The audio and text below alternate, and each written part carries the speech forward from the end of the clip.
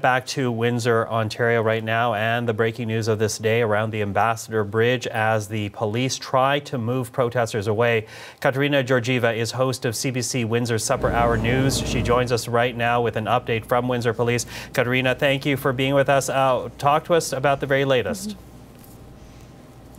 Yeah, absolutely. Well, the standoff continues between police and protesters. We have OPP, Windsor Police Service, RCMP on the ground, and we've seen that slow-moving line that police have been making towards protesters, trying to get them to move their vehicles, trying to get them to clear that space. But we've also seen more supporters join these demonstrators. So for more information, I'm joined now by Deputy Chief of Police Jason Bellaire. Chief, can you talk me through the very latest that you're aware of?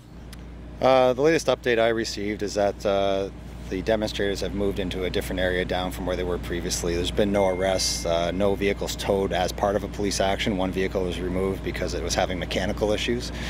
The interactions between the police officers and the demonstrators haven't created anything too difficult for the officers to handle, and the officers continue to use negotiation, some diplomacy, and some reasoning to try to get these people to leave the area, obey the law, and just open the area up for regular travel and back to normal.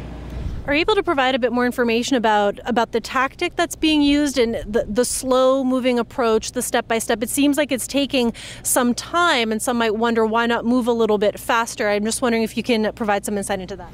I can provide some philosophical insight. The commanders on the ground are the ones that are overseeing the officers, and they're assessing on a continual basis what's happening based on the interactions, the behavior of the demonstrators, and whatever circumstances they find themselves in.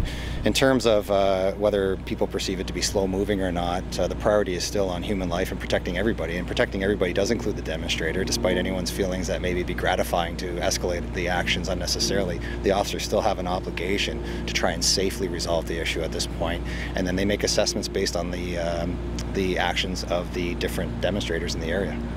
Is there a concern now that more supporters are joining the demonstrators from the north side of that road?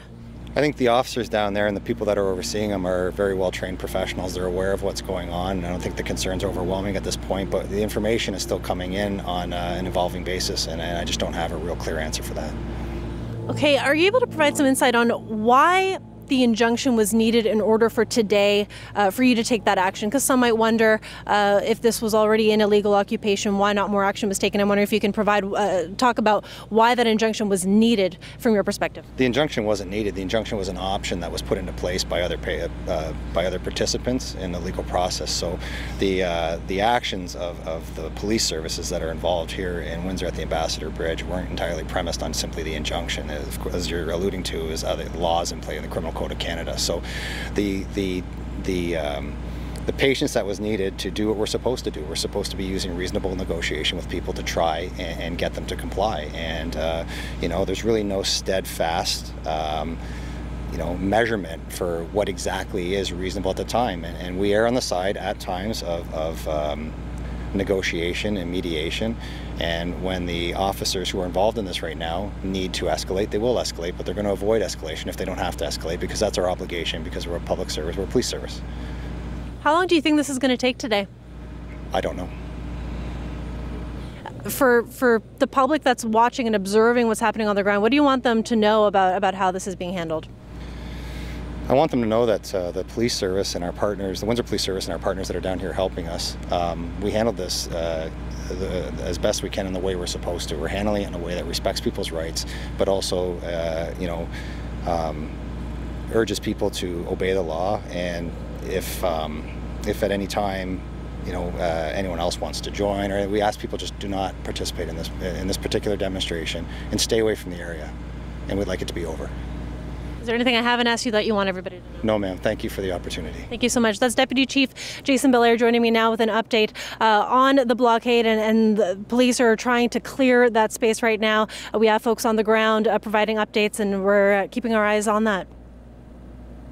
Katerina, thank you. You've been doing a great job today. Thank you. Appreciate it. Katerina Georgieva in Windsor, Ontario.